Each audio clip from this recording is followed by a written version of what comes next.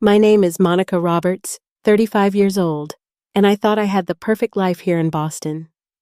8 years of marriage to James, a beautiful home in Newton, and a thriving career in real estate. That all changed when I found receipts from Maison Rouge and messages on his phone. But instead of screaming or throwing his clothes on the lawn like they do in movies, I made a different choice. I made a reservation that would change everything. If you're watching this from a place where you've been betrayed, hit subscribe and let me know in the comments. Let me show you how sometimes the best revenge isn't what you'd expect. I still remember the day I met James Marshall.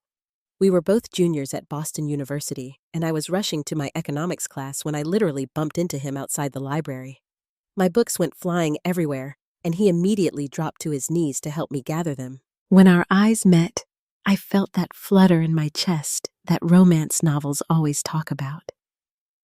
He had these warm brown eyes that crinkled at the corners when he smiled, and he asked if he could buy me coffee to make up for the collision, even though it was clearly my fault. That coffee date turned into dinner the following weekend, and soon we were spending every spare moment together. James was studying marketing with dreams of working for a big agency, while I was pursuing business with a focus on real estate.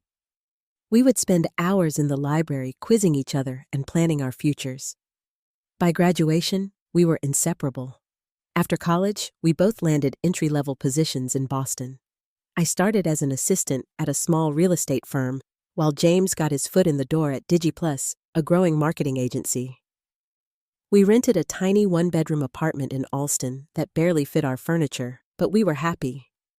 We were building something together. I worked my way up quickly in real estate.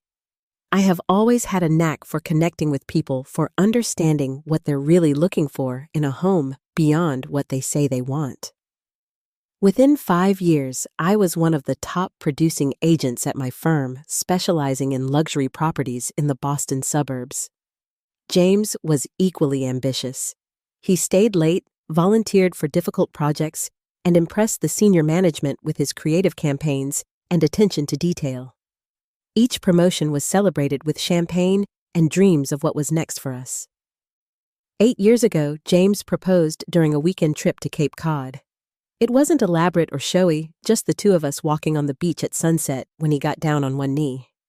The ring was modest, but he promised that someday he'd upgrade it when we could afford something better.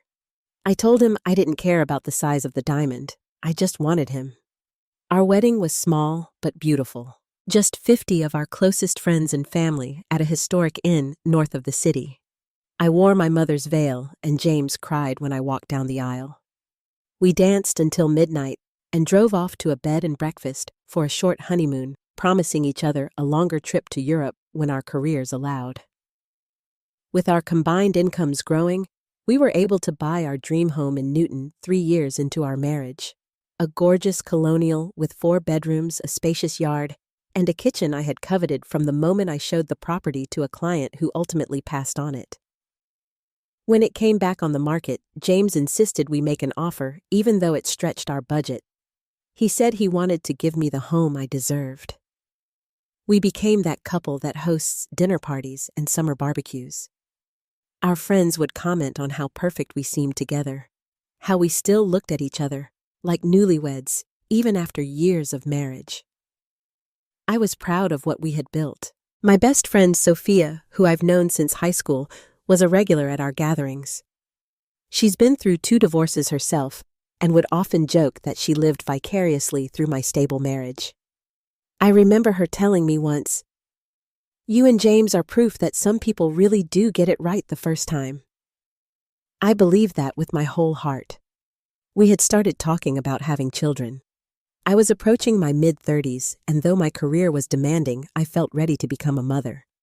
James seemed enthusiastic, but suggested we wait until he secured his next promotion.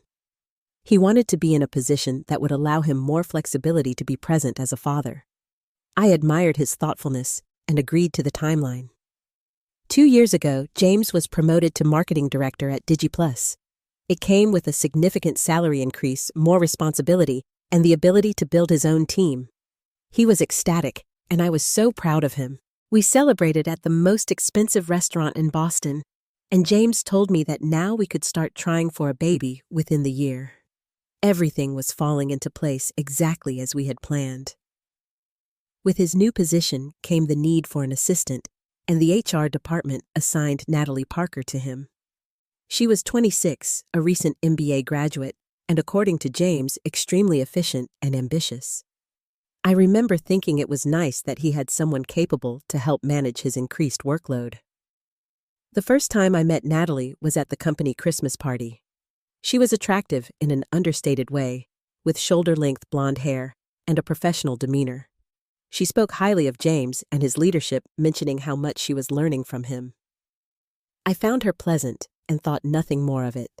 James introduced me proudly as his wife, his arm around my waist the entire time we spoke with her. Looking back, I can identify the subtle shifts that began after Natalie came into the picture. But at the time, they were too incremental to raise alarm.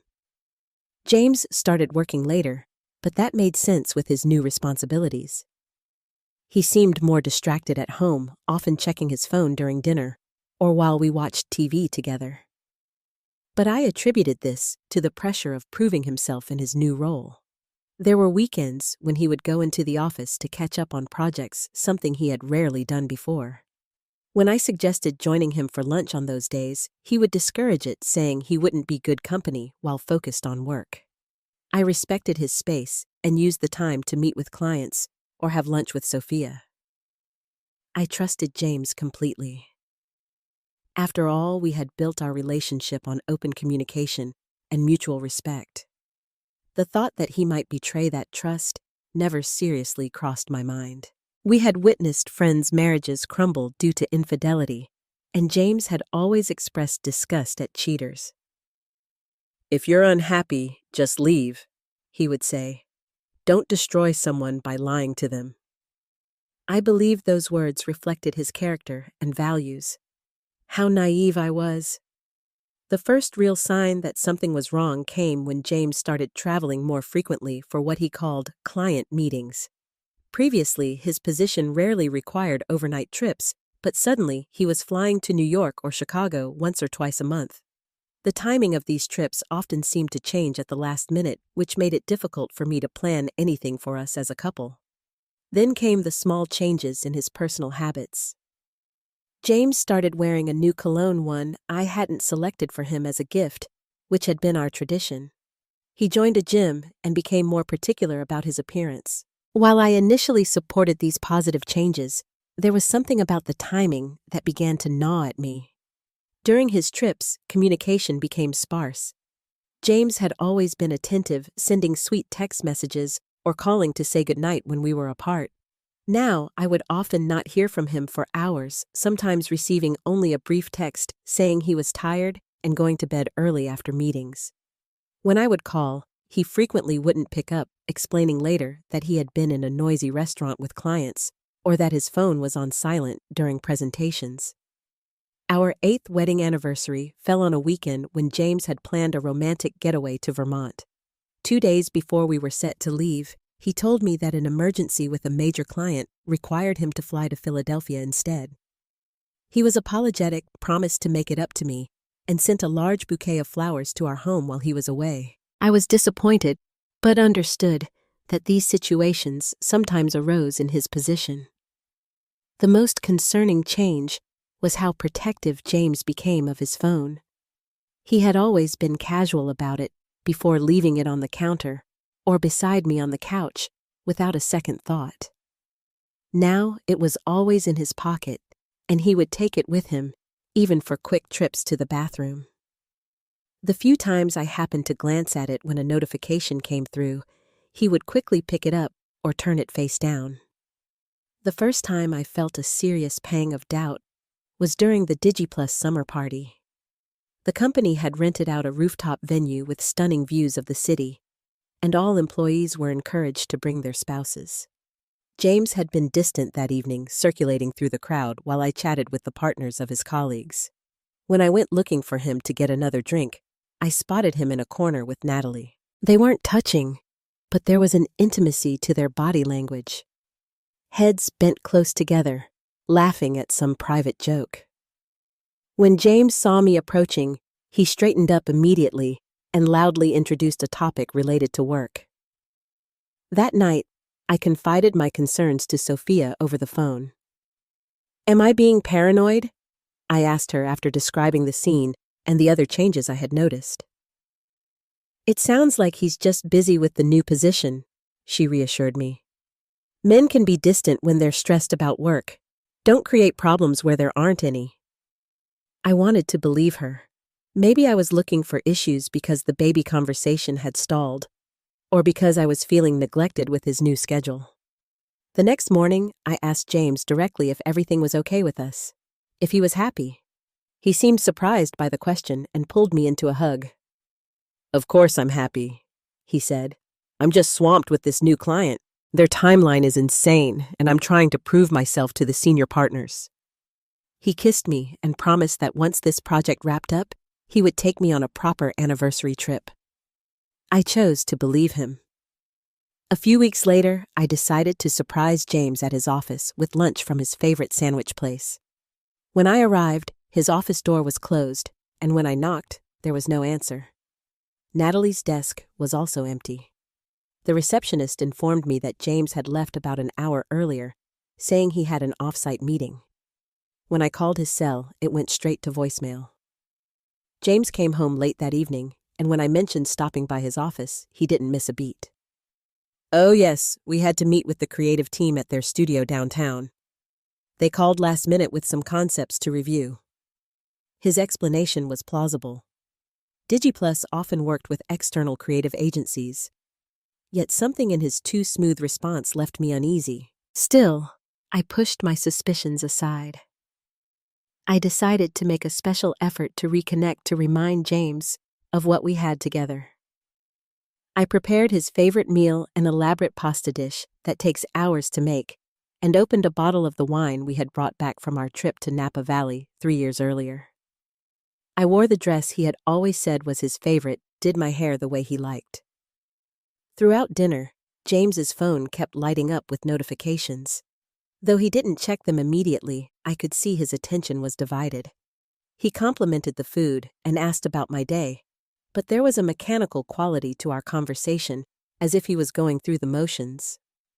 When he excused himself to the bathroom, I noticed he took his phone with him. That night, I lay awake beside him, listening to his steady breathing and wondering what was happening to us. Was I imagining problems? Was this just a phase as we adjusted to his new position and responsibilities? Or was there something more sinister at work? The anxiety began to affect my sleep regularly. I would wake up at 3 or 4 in the morning, my mind racing with possibilities both innocent and devastating. During the day, I found myself distracted during client meetings, missing details I would normally catch immediately. My broker noticed and asked if everything was all right. I blamed it on allergies and promised to be more focused. Then came the receipt. I was gathering our clothes for dry cleaning when I found a small slip of paper in James's suit jacket pocket. It was from a jewelry store in the high-end shopping district downtown, dated just a week earlier. The amount was substantial, over $2,000 for a pendant. My birthday had passed months ago, and our anniversary gift had been the canceled Vermont trip. There were no other special occasions on the horizon that would warrant such a purchase. I waited for days expecting James to present me with the gift, perhaps as a surprise to make up for his recent distraction. But no gift appeared. I searched our bedroom, the obvious hiding places where he might keep a present, and found nothing. As the weeks passed, James's emotional distance grew more pronounced. Our physical intimacy had dwindled to occasional, almost perfunctory encounters that left me feeling more alone than connected. When I would reach for him in the night, he was often too tired or stressed about work. In the mornings, he would leave earlier and earlier sometimes before I even woke up. I began to question my own attractiveness, my worth as a partner. Had I changed? Had I done something to push him away? I started spending more time on my appearance, joined his gym so we could occasionally work out together, and tried to engage him in conversations about his work to show my support and interest. But nothing seemed to bridge the growing gap between us. Despite my efforts to explain away each troubling sign, a quiet voice inside me was growing louder, insisting that something was very wrong. I didn't want to listen to it. I didn't want to be the jealous, suspicious wife who snoops through her husband's things. But as James's behavior became increasingly secretive, my need for the truth outweighed my desire to preserve the image of our perfect marriage. After weeks of mounting suspicion and sleepless nights, I finally decided I needed concrete evidence one way or another. If I was wrong, I could work on my trust issues and insecurities. If I was right, well, I would face that reality when I came to it. I started with our financial records. James and I had maintained joint accounts throughout our marriage, a symbol of our transparency and partnership. On a Tuesday morning, when James left early for a breakfast meeting, I sat down at my desk with a cup of coffee and logged into our online banking portal. I began with the credit card statements, scrolling through the past 3 months of transactions. At first, nothing seemed unusual, just the regular pattern of gas, groceries, and occasional restaurant charges. Then I noticed a recurring charge at Maison Rouge, one of the most expensive restaurants in the city. James and I had dined there only twice, both times for special occasions due to the exorbitant prices. Yet here, it was appearing every other Thursday evening for the past 6 weeks. I dug deeper, looking back further, and found hotel charges in Boston on nights when James had told me he was out of town. The Grand Meridian downtown, a luxury hotel we had always said we would stay at for a special occasion, but never had. There were also charges at boutiques and wine shops I knew we hadn't visited together. My first instinct was to rationalize. Perhaps these were business expenses, client entertainment, that he had accidentally put on our personal card instead of his corporate one. It happened occasionally, and he would always transfer the funds back once accounting reimbursed him. But the pattern, the specific restaurants, the hotels in our own city, it all felt too deliberate, too personal. I took a deep breath and decided to look further. While James was in the shower the next morning, I quickly went through his desk in our home office. In the back of the bottom drawer, beneath a stack of old tech manuals he knew I would never touch, I found a second phone. A basic model, not his usual high-end smartphone. My hands trembled as I turned it on. There was no passcode, and the contents were immediately accessible. The text messages were all with one contact, simply labeled N. I didn't need to guess who that was. The messages between them were explicit, detailing their encounters, planning their next meetings, exchanging intimate photos. Some dated back 6 months.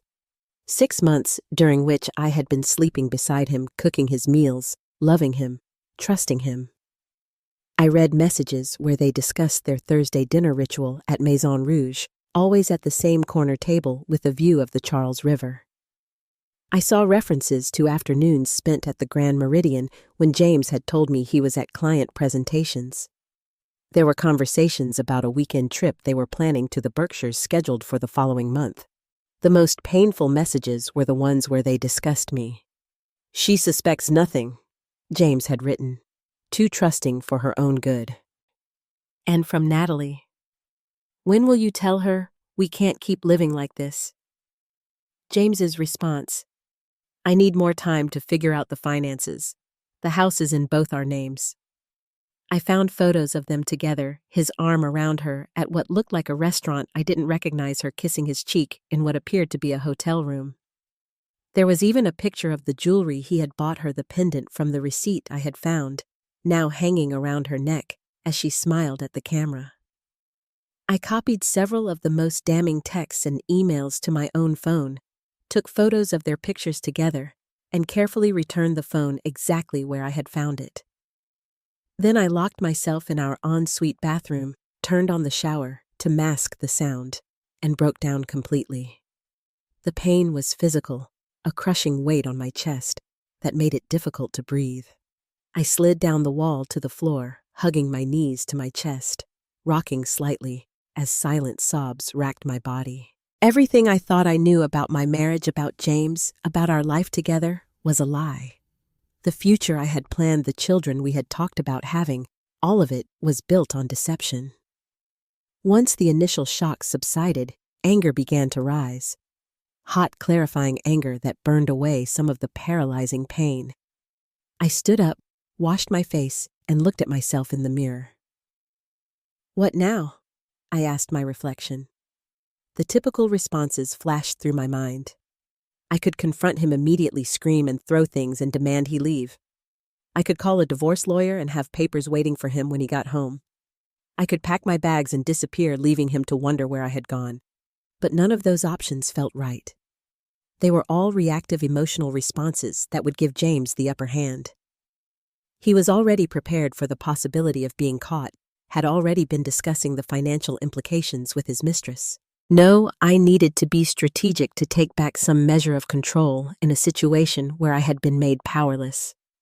I dried my face, applied my makeup carefully, and went to work as if it were any normal day. But during my lunch break, I began researching Natalie more thoroughly online. Through social media, I discovered she was married to a man named Michael Larson, a financial analyst at one of the big firms downtown. They had been married for 4 years, and from his posts, it was clear he had no idea his wife was having an affair. His profile was full of loving tributes to Natalie, pictures of their vacations together, plans for their future. My heart went out to Michael. He was another victim in this betrayal, unknowingly living a lie, just as I had been. As I scrolled through his public photos, seeing his open, trusting smile, I made a decision. I wouldn't just confront James and Natalie separately, allowing them to control their individual narratives. No, I would create a scenario where the truth would be unavoidable, where both betrayed spouses could witness the affair firsthand, where James and Natalie would have to face the consequences of their actions together. I didn't want a dramatic public scene or violent confrontation.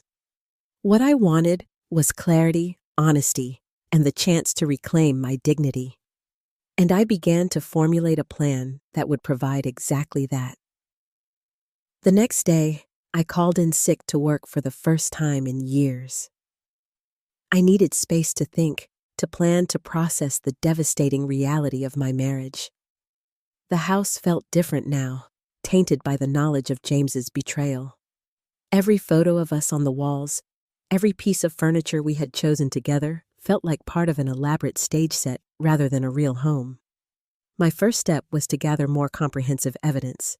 I contacted a private investigator, recommended by a real estate colleague who had gone through a contentious divorce. The PI was discreet, efficient, and surprisingly affordable. I provided him with the information I already had, the dates and locations from the credit card statements, and asked him to follow James and Natalie for 1 week. 7 days later, I received a comprehensive report with time-stamped photos, video clips, and detailed notes. There they were, holding hands across a table at Maison Rouge on Thursday evening, kissing in the parking garage of the Grand Meridian on Tuesday afternoon, entering her apartment building on a day when Michael was known to be traveling for work. The report confirmed that they maintained a regular schedule, with Thursday dinners at Maison Rouge being their most consistent ritual. Armed with this information, I contacted Maison Rouge directly. I spoke with the manager, Philippe, and made a reservation for the following Thursday at the table adjacent to the one James and Natalie usually occupied. When Philippe mentioned that the table I requested was not typically considered one of their better options, I took a chance on honesty. "Philippe," I said, "I'm going to be completely transparent with you. My husband has been having an affair with his assistant. They dine at your restaurant every Thursday at table 12. I would like table 11 next Thursday, and I would appreciate your discretion." There was a pause on the line. Then Philippe responded with unexpected warmth. "Madame, I have seen many things in my 20 years in fine dining. What you describe, unfortunately, is not uncommon. I will personally ensure your table is ready, and I will assign my most professional server to your section." With the restaurant arrangement secured, I had to make the most difficult contact yet. I created an anonymous email account and sent Michael Larson a brief message with one of the photos of James and Natalie together, along with a date and timestamp that proved it was recent. I wrote simply, "I believe your wife is having an affair with her boss, James Marshall. If you want to know more, Meet me at Starbucks on Boylston Street tomorrow at 3 p.m. I'll be wearing a red scarf. I wasn't sure he would come. He might dismiss the email as a prank or a mistake. He might confront Natalie directly. But at precisely 3 o'clock the next day, a man I recognized from the social media photos entered the coffee shop, looking anxious and scanning the room. I raised my hand slightly, the red scarf draped visibly around my neck. Michael approached cautiously. "Are you the one who sent the email?" he asked, his voice strained. I nodded and gestured to the chair across from me. "My name is Monica Roberts. I'm James Marshall's wife." The color drained from his face as he sank into the chair. "This has to be a mistake," he said, but I could see in his eyes that he was already connecting dots, explaining away absences and late nights that had previously seemed innocent. I slid my phone across the table open to a gallery of images from the PI's report. "I'm sorry to be the one to show you this," I said quietly. "I only found out myself a week ago." Michael scrolled through the photos, his expression shifting from disbelief to pain to anger. When he looked up, his eyes were glistening. "How long?" he asked. "At least 6 months from what I've found," I replied. "Possibly longer." He ran a hand through his hair, a gesture so reminiscent of James that it made my chest tighten. "What do you want from me?" he asked finally. "I want to expose the affair," I said simply. "Not in a vengeful way, but in a way that forces them to acknowledge what they've done. They're having dinner at Maison Rouge next Thursday, as they do every week. I've reserved the table next to theirs. I thought you might want to join me." Michael stared at me for a long moment. "You want us to confront them together in public?" "Not exactly," I explained. "I don't want a scene. I just want them to see us there to know that we know to watch as their carefully constructed deception falls apart. We'll be calm, dignified. We'll have the upper hand for once." He considered this, turning his coffee cup slowly between his palms. "It's elegant," he said finally. "Almost poetic." A bitter smile crossed his face. "Natalie always said I lacked a sense of drama. I guess I can prove her wrong." Over the next hour, Michael and I compared notes filled in gaps in each other's knowledge and refined our plan for the following Thursday. We exchanged phone numbers and agreed to meet once more before the dinner to finalize details. As we parted, he surprised me by taking my hand briefly. "Thank you," he said, "for having the courage to reach out. I would have continued in ignorance, making a fool of myself." "We're not the fools in this situation," I assured him. "Remember that next Thursday." With Michael on board, I spent the next several days preparing myself mentally and emotionally for the confrontation.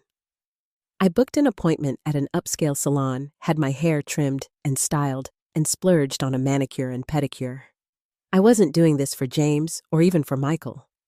I was doing it for myself, reclaiming my sense of worth that the affair had damaged. I selected my outfit with care, a black cocktail dress that was elegant but understated. Nothing that screamed revenge or desperation, just quiet confidence and style. I wanted to look my best when James realized that his deception was over. I also prepared packets of evidence, neatly organized copies of text messages, photographs, hotel receipts, and credit card statements all slipped into a sleek portfolio. One for James, one for Natalie. Physical proof that could not be denied or explained away. The night before our planned revelation, I barely slept. I oscillated between cold determination and waves of grief for the marriage I had believed in. I found myself looking at our wedding album, at the hope and joy on our faces as we exchanged vows. Had he ever truly loved me, or had I been a convenient stepping stone in his career path? A supportive wife who enhanced his professional image? The questions haunted me as dawn broke. I dressed carefully on Thursday morning, went to work as usual, and left early for a final preparatory meeting with Michael. We met at a quiet bar a few blocks from Maison Rouge, going over our approach one last time. Michael looked as nervous as I felt, but there was resolve in his eyes. "Are you ready for this?" I asked him. He nodded, straightening his tie.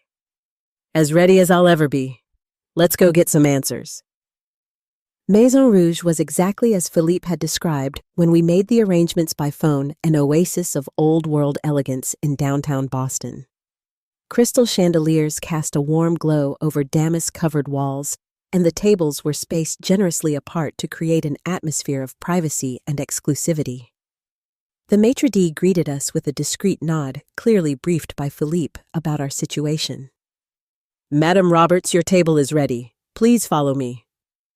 Michael and I were seated at a prime table with a clear view of the entrance and, most importantly, an unobstructed line of sight to table 12, which remained empty but had a small, reserved sign placed upon it.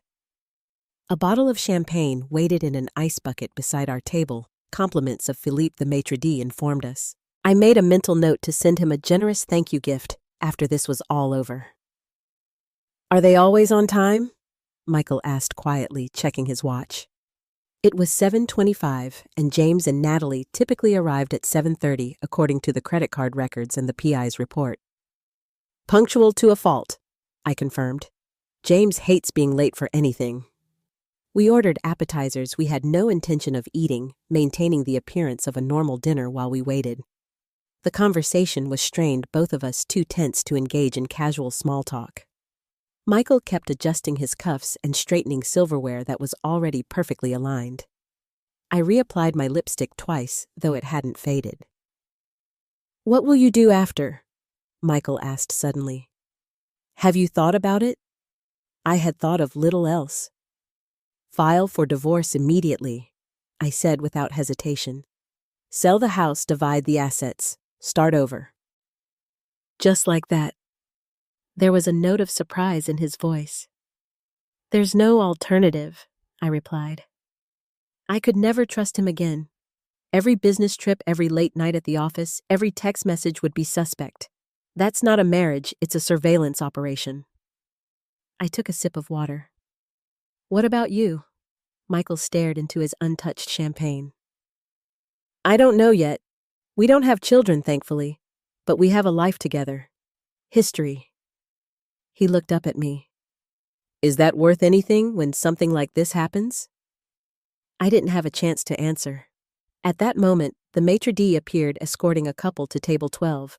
James looking handsome in a charcoal suit I had helped him select last Christmas, and Natalie wearing a green dress that complemented her blonde hair, followed their host to their regular table. They were holding hands, fingers intertwined intimately, completely unguarded in their affection. My stomach clenched, and I reached for Michael's hand under the table, needing an anchor. He squeezed back his palm, as clammy as mine. We watched as James pulled out Natalie's chair, letting his hand linger on her shoulder longer than necessary. They were seated at an angle that prevented them from immediately noticing us, which was exactly as planned. James ordered wine without consulting the list, a bottle of Pinot Noir that I recognized as the one he had introduced me to on our 5th anniversary. The sommelier nodded approvingly at his selection. Natalie beamed at him across the table, reaching for his hands once they were alone. They spoke in low voices, laughing occasionally, completely at ease in their deception. "I think I might be sick," Michael whispered, his face pale. "Breathe," I instructed him, forcing myself to do the same. "Let's wait until they've ordered. Give them time to get comfortable." We watched as James and Natalie studied their menus, ordered their meals, and settled into what was clearly a familiar routine. James's phone sat on the table between them, face up, not hidden away, as it always was at home with me. At one point, Natalie took a photo of him across the table, both of them laughing at some private joke. Then came the moment that nearly broke my composure. James reached into his jacket pocket and withdrew a small box, sliding it across the table to Natalie. Her eyes widened as she opened it, revealing a pair of diamond earrings that caught the light. She lifted them reverently, immediately removing the simple studs she was wearing to put on James's gift. "Those must be from Cartier," Michael said softly, recognizing the distinctive red box. "That's where I bought her engagement ring." I felt a flash of rage so intense it momentarily blinded me. James was not only betraying me emotionally and physically, but he was spending our money We had talked about saving for our future children's education on expensive gifts for his mistress. "It's time," I said, standing up before I could lose my nerve. Michael stood as well, straightening his shoulders. We walked the short distance to table 12, approaching from behind Natalie so that James saw us first.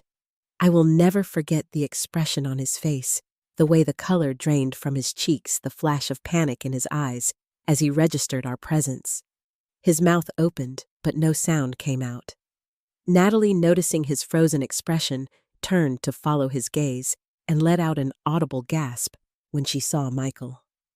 The new earrings glinted at her lobes, the physical evidence of betrayal impossible to deny. "Hello, James," I said, my voice steadier than I had expected. "Natalie, what a coincidence running into you here." "Monica," James finally managed, recovering slightly. "What are you doing here?" His eyes darted to Michael, confusion mixing with the panic. "And who is this?"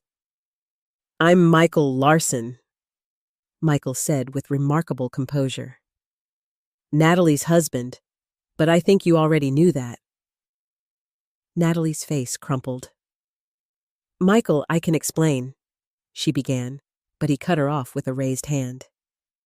"Save it," he said quietly. "We've seen enough." James tried to take control of the situation, slipping into the confident executive persona I had seen him use in difficult client meetings. "Look, this isn't the place for this conversation. Why don't we all leave and discuss this privately?" "Why would we do that?" I asked, pulling out the chair beside him and sitting down. Michael did the same next to Natalie. "You two seem very comfortable here. This is your regular table, isn't it?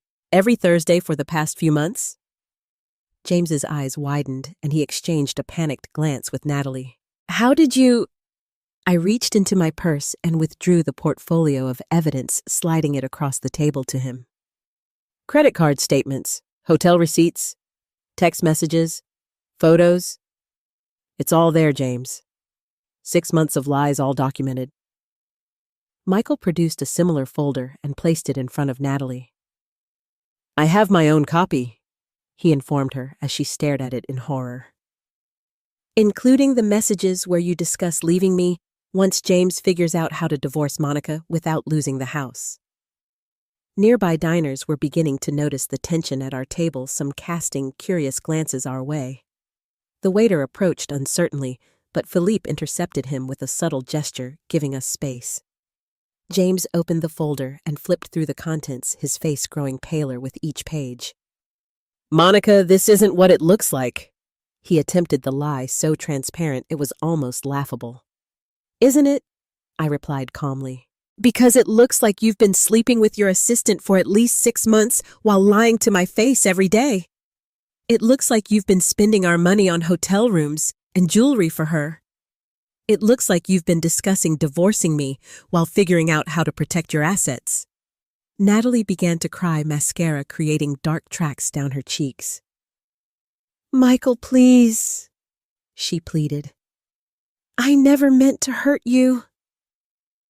"Yet you did," he responded, his voice tight with controlled emotion. "Deliberately and repeatedly." James made one last attempt to gain control. "We should leave. Now. All of us." He started to stand, but I placed my hand firmly on his arm. "You're not going anywhere until you hear what I have to say." I told him, my voice low but intense. "You don't get to walk away from this on your terms." He sank back into his seat, the fight visibly leaving him. "I trusted you completely." I continued, looking directly into his eyes. "I built my life around our marriage, our future together. I defended you to friends who said all men cheat eventually. Not James," I told them. "He values honesty above everything. That's what you always said? Remember how ironic." "I made mistakes," James admitted, his voice barely audible. "I got caught up in something I didn't know how to end." "Caught up?" I repeated incredulously. "You made thousands of individual choices to lie to me, Every time you said you were working late, every time you claimed to be out of town, every time you deleted a text or hid a receipt. Those weren't mistakes, James. They were deliberate decisions to betray the person who loved you most in this world. Across the table, Michael was having his own reckoning with Natalie. 4 years, he was saying. 4 years of marriage, and you threw it away for what, an affair with your married boss? Was it worth it? Natalie couldn't meet his eyes. I fell in love, she whispered. I didn't plan for it to happen. Love? Michael's laugh was harsh. Love doesn't sneak around in hotel rooms. Love doesn't lie to your face day after day. That's not love, Natalie. That's selfishness. By now, our confrontation had attracted attention from several nearby tables. A couple to our left had stopped eating entirely, their forks suspended in midair as they watched the drama unfold. Philippe hovered nearby, ready to intervene if necessary. But so far, we had maintained our composure, our voices low enough not to disrupt the entire restaurant. James made one final desperate attempt. Monica, can we please talk about this at home? I'll tell you everything, I promise, just not here. I looked at him, really looked at him, searching for any trace of the man I had married, the man I had loved so completely. All I saw was a stranger panicked and cornered. There's nothing left to say, I told him quietly, except goodbye. I stood up, smoothing my dress with hands that trembled only slightly. Michael followed suit, dignified in his pain. We left our evidence folders on the table, physical reminders of the truth they could no longer deny. As we walked toward the exit, James called after me. Monica, wait! I paused and turned back. I'll be staying at Sophia's tonight, I said evenly. I expect you to be out of the house by the time I return tomorrow. Your things will be packed and waiting in the garage. And with that, Michael and I walked out of Maison Rouge, leaving James and Natalie to face the wreckage of their choices alone together in the elegant restaurant that had been the scene of their betrayal, and now their exposure. The days and weeks following the restaurant confrontation unfolded in a blur of emotional intensity and practical necessities. That night, I stayed at Sophia's as promised, finally allowing myself to completely break down in the safety of her guest bedroom. She held me while I sobbed, not offering platitudes or reassurances, just the comfort of her presence and the occasional "I'm here" whispered as she stroked my hair. I can't believe he did this to you, she said when my tears had subsided enough for conversation. James, of all people, I would have bet my life on him being faithful. So would I replied, my voice raw from crying. That's the worst part. I trusted him so completely that I ignored all the signs. I feel like such a fool. You're not a fool, Sophia insisted fiercely. You're a person who believed in her marriage vows. He's the fool who threw away someone who loved him that much. I barely slept that night, my mind replaying the confrontation at the restaurant, analyzing James's expressions, wondering if there had been any genuine remorse in his eyes, or merely regret at being caught. By morning, I felt hollowed out, but strangely calm, as if the storm of emotion had cleared away any lingering indecision. James didn't call or text, which was both a relief and somehow another betrayal. After 8 years of marriage, our relationship had ended in a public restaurant with evidence folders and packed belongings not even worth a follow-up conversation. When I returned to our Newton home the next day, I found it eerily quiet. James had indeed cleared out most of his personal items as instructed. His closet was empty, his toiletries gone from the bathroom. He had left his key on the kitchen counter alongside a handwritten note that simply said, "I'm sorry. Call me when you're ready to talk." I crumpled it and threw it away. To my surprise, my phone rang later that afternoon with a call from an unknown number. It was James, his voice tentative. "Monica, please don't hang up," he began. "What do you want?" I asked flatly. "To explain," he said. to try to make you understand how this happened. I understand perfectly, I replied. You wanted something new and exciting, and instead of being honest with me and ending our marriage, you chose to lie and cheat. It wasn't like that, he protested. Natalie and it just happened. I never meant for it to continue, but things got complicated, and then it seemed easier to keep going than to end it. Easier for you, I pointed out. Not for me or for Michael. There was a pause. How is he? James asked, surprising me with the question. Michael, I don't know. We're not exactly friends. We just happened to be betrayed by the same two people. James sighed heavily. I've lost my position at DigiPlus, he admitted. There's a non-fraternization policy with direct reports. HR called me in this morning. I felt a flash of vindication followed immediately by concern about our financial situation.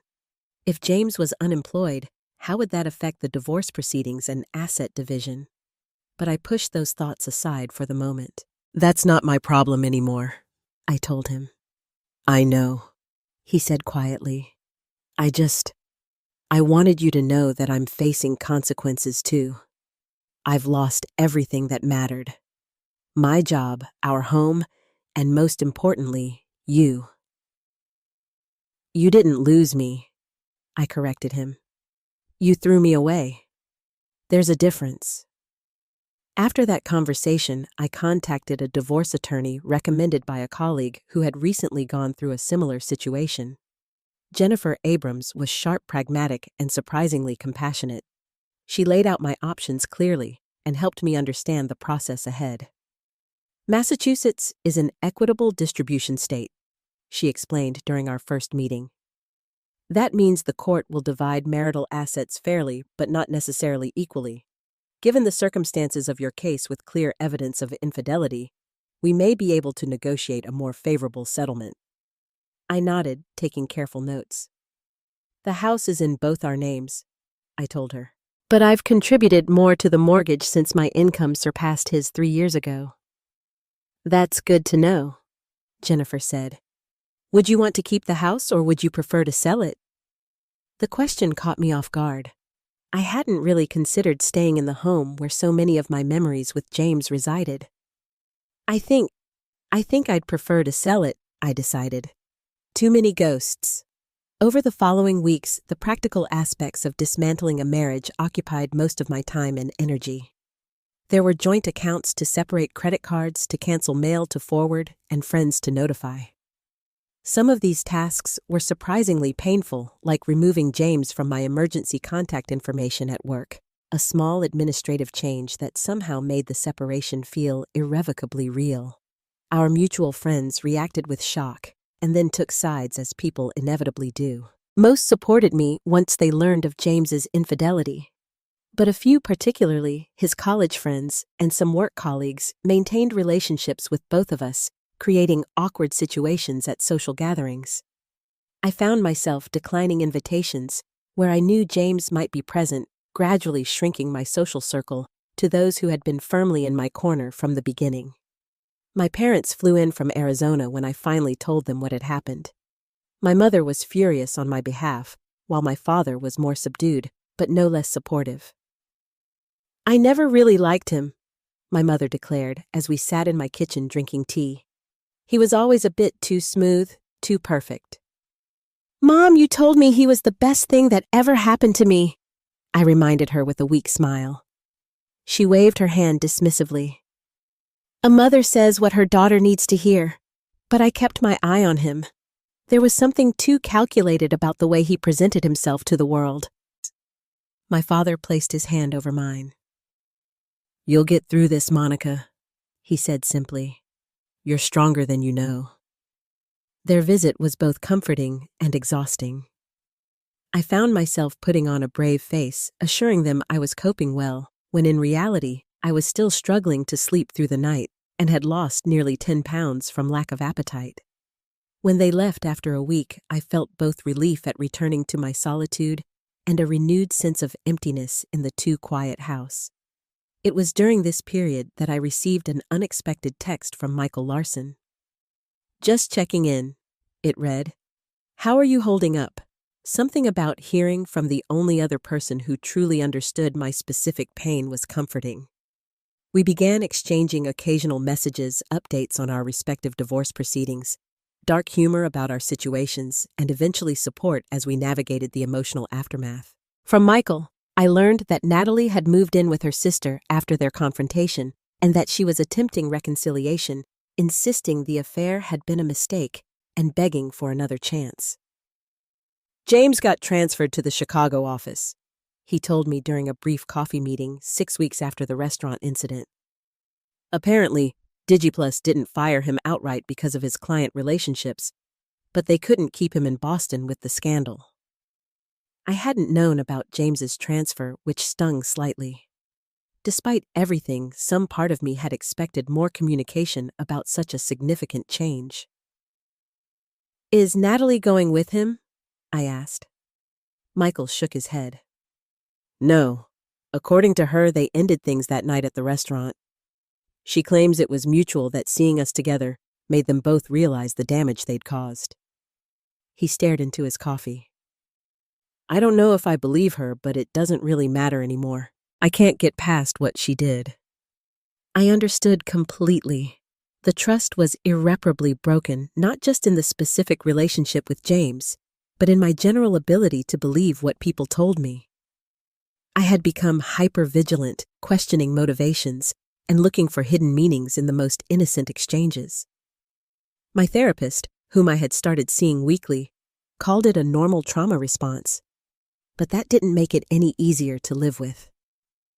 Work became both my refuge and my challenge. I threw myself into listings and showings, working longer hours to fill the emptiness of my evenings. Most days, I could maintain my professional demeanor with clients, but occasionally grief would ambush me at inopportune moments. I lost a significant listing when I became teary during a presentation, unable to maintain my composure, when the husband and wife, clearly still in love, after 30 years held hands while discussing their future plans. My broker, Linda, called me into her office after that incident. Monica, you're one of our top agents, she said kindly. But I'm concerned about you. This divorce is affecting your performance. I'm handling it, I insisted, embarrassed by my perceived weakness. No one just handles the end of an 8-year marriage, Linda replied. Take some time off. A week, maybe 2. Get your head straight. Your clients deserve your best, and so do you. Reluctantly, I agreed to a week's leave during which I did nothing but sleep, watch mindless television, and attend therapy sessions. By the end of it, I wasn't healed, not by a long shot, but I had begun to imagine a future that didn't include James, one that might eventually contain joy again. 6 months after the night at Maison Rouge, I stood in the empty living room of what had once been our dream home, now stripped of furniture and personal touches awaiting its new owners. The house had sold quickly, above asking price, a small victory in a sea of defeats. James and I had finalized our divorce settlement the week before, a process that had been surprisingly amicable once he accepted that there was no path to reconciliation. In the end, we had divided our assets equitably, with me receiving a slightly larger portion in recognition of my greater contributions to the mortgage and the circumstances of our separation. James had not contested this, perhaps out of guilt, or perhaps simply to expedite the process. He remained in Chicago, having secured a position with a smaller agency there, and we communicated only through our attorneys. I had purchased a condo in Boston's South End, a modern 1-bedroom with high ceilings and abundant natural light. It was entirely mine, decorated according to my tastes alone, with no compromises or considerations for anyone else's preferences. There was something both liberating and lonely about that fact. My phone buzzed with the text from Sophia asking if I needed help moving the last few boxes to my new place. I replied that I was fine, just taking a final walkthrough. In truth, I wanted these last moments alone to say goodbye to the life I had planned here and to acknowledge that it was truly over.